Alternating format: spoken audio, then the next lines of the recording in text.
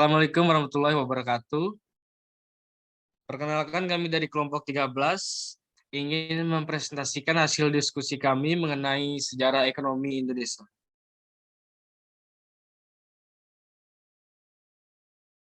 Sebelumnya, perkenalkan dulu nama anggota kelompok kami. Yang pertama yaitu Rizky Sabto Pramudia, NIM 2019-061.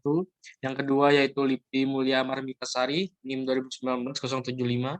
Dan saya sendiri, NIM 2019-080. Yang pertama itu kami membahas tentang masa prakolonial.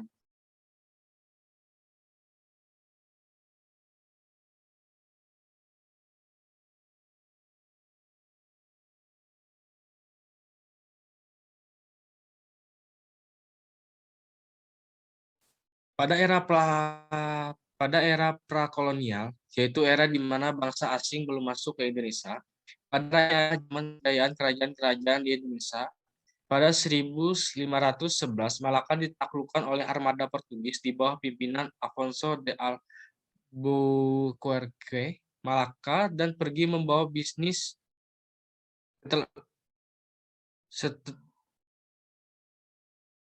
setelah penaklukan Malaka, para pedagang mulai Malaka dan pergi membawa bisnis mereka ke beberapa pelabuhan lain. Belanda juga tertarik untuk membangun jaringan perdagangan rempah-rempah di Asia Tenggara. Ekspedisi pertama mereka mencapai Banten pada tahun 1556, namun banyak ekspedisi yang diadakan oleh beberapa perusahaan Belanda ke Nusantara menimbulkan dampak negatif. Hal ini membuat pemerintah Belanda memutuskan untuk membuat suatu badan usaha yang disebut Serikat Dagang Hindia Timur, yaitu Verenigde Oost-Indisch Compagnie atau VOC. Setelah masa itu, perdagangan dunia mulai berkembang seiring dengan ditemukannya Indonesia oleh berbagai bangsa lain dari berbagai belahan dunia.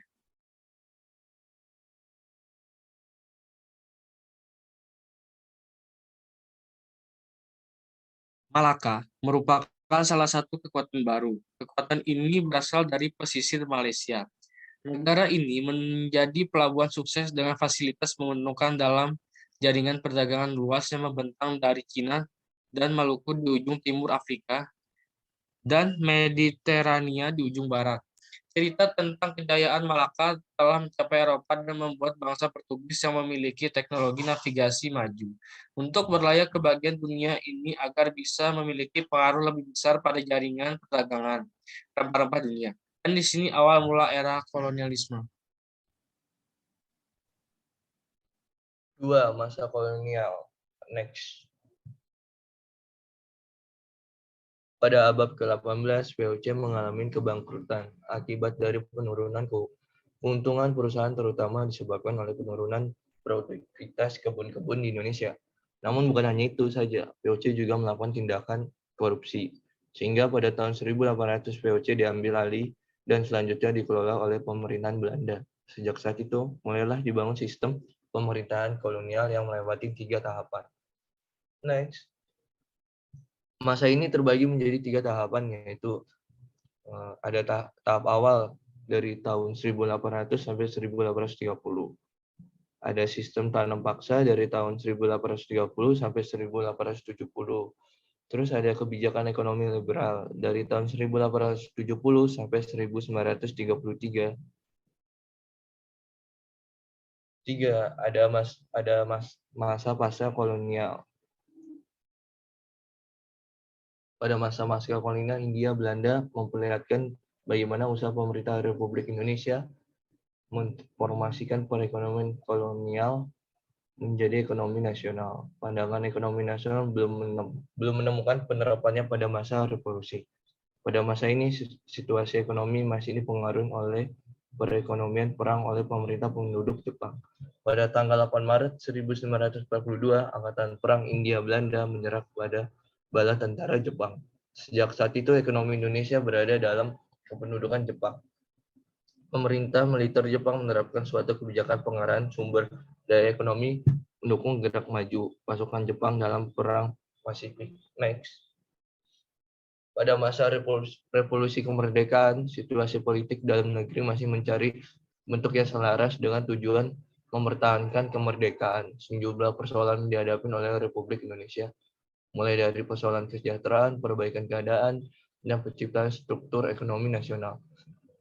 Perencanaan pembangunan, langkah yang ditempuh oleh pemerintah ialah mencanangkan sejumlah program dan kebijakan ekonomi. Salah satunya ialah rencana pembangunan 5 tahun atau Replita. Pada masa Orde Baru, target dan sasaran pembangunan mulai tercapai pada masa Orde Baru. Replita 1-4 menunjukkan pertumbuhan ekonomi yang cukup pesat. Tokoh peletak dasar ekonomi Indonesia. Pertama, Muhammad Hatta. Muhammad Hatta ialah salah tokoh proklamator Republik Indonesia bersama Soekarno. Hatta dikenal sebagai salah seorang arsitek dan peletak dasar-dasar demokrasi politik dan ekonomi ke dalam konstitusi negara Republik Indonesia, yaitu Undang-Undang Dasar 1945. Dalam pembelaannya kepada rakyat, Hatta berusaha untuk menegakkan dan membela hak-hak dasar demokrasi berupa jaminan terhadap kebebasan, mengeluarkan pendapat secara lisan dan tertulis, hak berkumpul dan berserikat untuk mencegah munculnya negara kekuasaan. Yang kedua ada Profesor Dr. Widjojo Nitisastro. Ia adalah Menteri Indonesia yang dikenal sebagai arsitek utama perekonomian Orde Baru. Widjojo sering dianggap sebagai pemimpin mafia Berkeley, julukan yang diberikan kepada sekelompok menteri bidang ekonomi dan keuangan yang menentukan kebijakan ekonomi Indonesia pada masa awal pemerintahan Presiden Soeharto. Yang ketiga, Profesor Dr. Ali Wardana. Ia adalah salah satu anggota penasehat perekonomian Orde Baru dan pernah menjabat sebagai Menteri Koordinator Ekonomi, Keuangan, Industri, dan Pengawasan Pembangunan. Sebelumnya, ia pernah menjadi Menteri Keuangan untuk periode tahun 1968 hingga 1983. Ali merupakan Menteri Keuangan terlama. Ia menjabat selama 15 tahun. Yang keempat ada Profesor Dr. Soemitro Djojo Hadikusumo. Profesor Dr. Soemitro Djojo Hadikusumo lahir di Kebumen, Jawa Tengah. Ia salah seorang yang cukup berpengaruh di Indonesia, terutama dalam mewariskan teori-teori di bidang ekonomi. Sumitro menyumbangkan pemikirannya dalam 2 buku, yakni buku Perkembangan Pemikiran Ekonomi, Dasar Teori Ekonomi Pertumbuhan dan Ekonomi Pembangunan, dan buku Kredit Rakyat di Masa Depresi. Dr. Radius Prawiro. Dr. Radius Prawiro memberikan kontribusinya terhadap perekonomian Indonesia. Beberapa kebijakan ekonomi pernah dilakukannya, antara lain rehabilitasi dan stabilisasi moneter, reformasi perdagangan, dan monetarisasi pedesaan dengan merintis usaha perdagangan dengan pihak luar negeri, dan menggalakkan program kredit usaha pedesaan serta simpanan pedesaan, pengembangan koperasi dan reorientasi keluar dan perdagangan internasional, dan reformasi perpajakan. Profesor Dr. Insinyur Muhammad Sadli. Keterlibatan beliau dalam pemerintahan dimulai sebagai anggota tim penasehat ekonomi Presiden Soeharto. Pada tahun-tahun pertama Orde Baru, Muhammad Sadli dipercaya menjadi Menteri Tenaga Kerja pada Kabinet Pembangunan pertama tahun 1971 hingga 1973. Ketua Komite Penanaman Modal Asing atau PMA, lalu menjabat sebagai Menteri Pertambangan dalam Kabinet Pembangunan 2 tahun 1973 hingga 1978.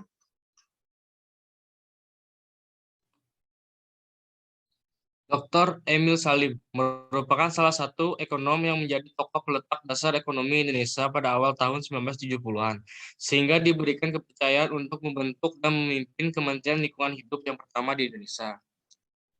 Syafruddin Prawiranegara merupakan salah seorang tokoh penting yang merumuskan sistem ekonomi Indonesia bersama dengan Sumitro Djojo Hadikusumo dan Muhammad Hatta. Melalui pemikiran ekonomi yang mereka lontarkan pada dasawarsa 1950-an, Syafruddin Prawiranegara melakukan pembahasan dalam berbagai aspek ekonomi seperti ideologi, motif ekonomi, uang, dan pembangunan.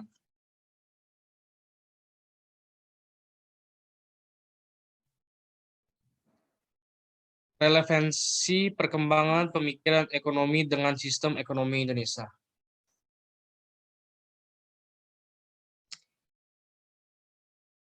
Teori mekanisme pasar. Smith menyatakan bahwa pemerintah sedapat mungkin tidak terlalu banyak campur tangan mengatur perekonomian. Nanti akan ada suatu tangan tak kentara atau invisible hand yang membawa perekonomian tersebut ke arah keseimbangan. Jika banyak campur tangan pemerintah, menurut Smith, pasar justru akan mengalami distorsi yang akan membawa perekonomian pada ketidakefisienan dan ketidakseimbangan. Smith juga mendukung moto laissez-faire, laissez-passer. Indonesia sempat menggunakan sistem demokrasi liberal, di mana masa ini disebut masa liberal. karena dalam politik maupun sistem ekonominya menggunakan prinsip-prinsip liberal. Perekonomian diserahkan pada pasar sesuai teori-teori mazhab klasik yang menyatakan laissez-faire laissez-passer oleh Adam Smith. Pada akhirnya sistem ini hanya memperburuk kondisi perekonomian Indonesia yang baru merdeka. Usaha-usaha yang dilakukan untuk mengatasinya antara lain, yang pertama yaitu gunting Safruddin, pemotongan nilai uang untuk mengurangi jumlah uang yang beredar agar tingkat harga turun. Kedua, program benteng atau kabinet Natsir, menumbuhkan wira swasta pribumi agar bisa berpartisipasi dalam perkembangan ekonomi nasional. Ketiga, pembatalan sepihak atas hasil-hasil KMB, termasuk pembubaran Uni Indonesia Belanda. Teori John Maynard Keynes. Pada tahun 1930, John Maynard Keynes, perintis ilmu makroekonomi, mengeluarkan buku yang berjudul The General Theory of Employment, Interest, and Money. Melalui buku inilah, Keynes mengeluarkan gagasan tentang perlunya kebijakan intervensi pemerintah. Gagasan yang dikeluarkan oleh Keynes merupakan pijakan yang menyadarkan para pelaku ekonomi akan pentingnya peranan pemerintah dalam perekonomian. Kebijakan intervensi pemerintah dalam ekonomi pun berkembang, yang tentunya semakin menyesuaikan dengan kondisi pasar. Di Indonesia, pemerintah ikut serta dalam kegiatan perekonomian untuk menanggulangi kegagalan pasar sehingga tidak adanya eksternalitas yang merugikan banyak pihak. Adapun bentuk dari peran pemerintah yakni dengan melakukan intervensi baik secara langsung maupun tidak langsung. Intervensi pemerintah sebagai penyedia dan pengelola sangat tergantung dengan kondisi pasar. Apabila pasar sudah efektif, maka intervensi pemerintah cenderung rendah. Kebijakan ekonomi yang dilakukan oleh pemerintah. Secara langsung, pemerintah melakukan intervensi. Yang pertama yaitu penetapan harga minimum, kedua penetapan harga maksimum. Penentuan harga pasar secara tidak langsung dilakukan pemerintah melalui kebijakan pajak atau pemberian subsidi.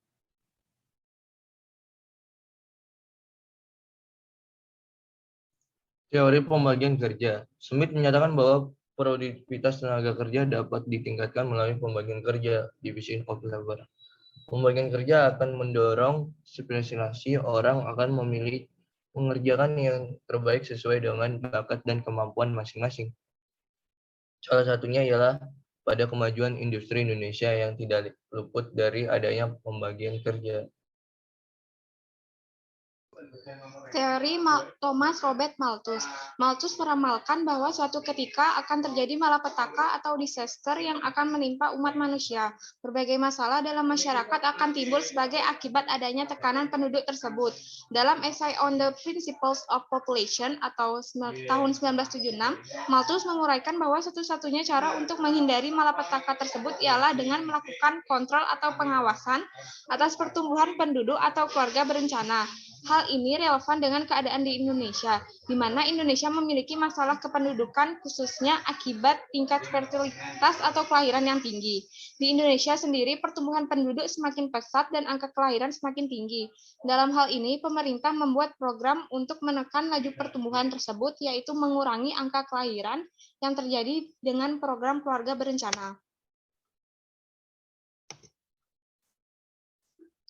Teori David Ricardo. Teori Ricardo yang paling terkenal ialah teori keuntungan berbanding atau comparative advantage. Berdasarkan teori ini, menurut Ricardo, setiap kelompok masyarakat atau negara sebaiknya mengkhususkan diri menghasilkan produk-produk yang dihasilkan lebih efisien. Selanjutnya, kelebihan produk tersebut dapat diperdagangkan. Semisalnya dua negara, Indonesia dan Malaysia, menggunakan tenaga kerja sebagai input untuk menghasilkan dua barang, yaitu kain dan sepatu. Asumsikan upah di kedua negara adalah sama dan jumlah produksi kain dan sepatu per jam untuk masing-masing ialah sebagai berikut. Dari data tersebut, Indonesia memiliki keunggulan atas kain dan sepatu karena dapat menghasilkan unit kain dan sepatu yang lebih banyak dibandingkan dengan Malaysia. Dengan menggunakan teori keunggulan komparatif, kedua negara seharusnya berdagang. Di bawah teori ini, perdagangan keduanya saling menguntungkan jika masing-masing fokus pada produk yang memiliki biaya peluang terendah. Sekian presentasi dari kelompok kami. Kami mohon maaf apabila terdapat kesalahan. Kami tutup. Wassalamualaikum warahmatullahi wabarakatuh.